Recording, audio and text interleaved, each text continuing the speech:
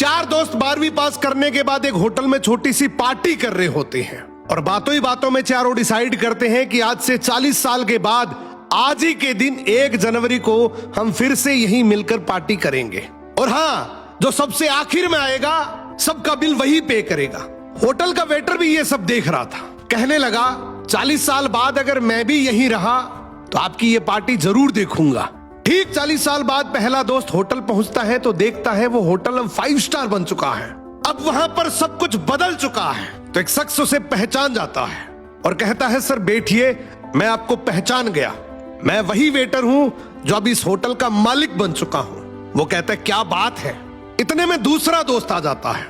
दोनों की बातचीत शुरू होती है कि बिजनेस ग्रो कर गया, सब कुछ अच्छा चल रहा है। दोनों अपनी अपनी बातें शेयर कर ही रहे होते हैं कि तीसरा दोस्त भी पहुंच जाता है, लेकिन चौथा दोस्त अब भी नहीं आया।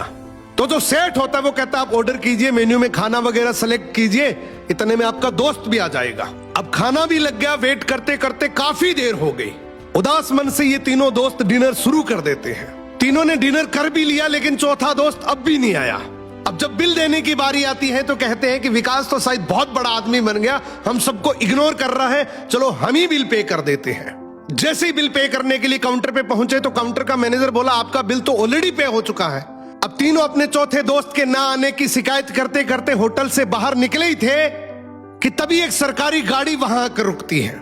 उसमें से एक लड़का उतरता है और तीनों के पैर छूते हुए कहता है मेरे पापा टीचर बन गए थे, मुझे कलेक्टर बनाने के काबिल कर दिया, लेकिन अफसोस मेरे पापा आज से 1 महीने पहले ये दुनिया छोड़कर चले गए। उन्होंने आखिरी वक्त में आपके इस वादे के बारे में मुझे बताया था और कहा था कि जब तीनों पार्टी खत्म कर ले तो उसके बाद तू वहां जाना और पेमेंट वगैरह कर देना। लड़का हाथ जोड़कर बोला मेरे पापा अब इस दुनिया में नहीं रहे, उनका वादा पूरा करने के लिए मैं आया हूं।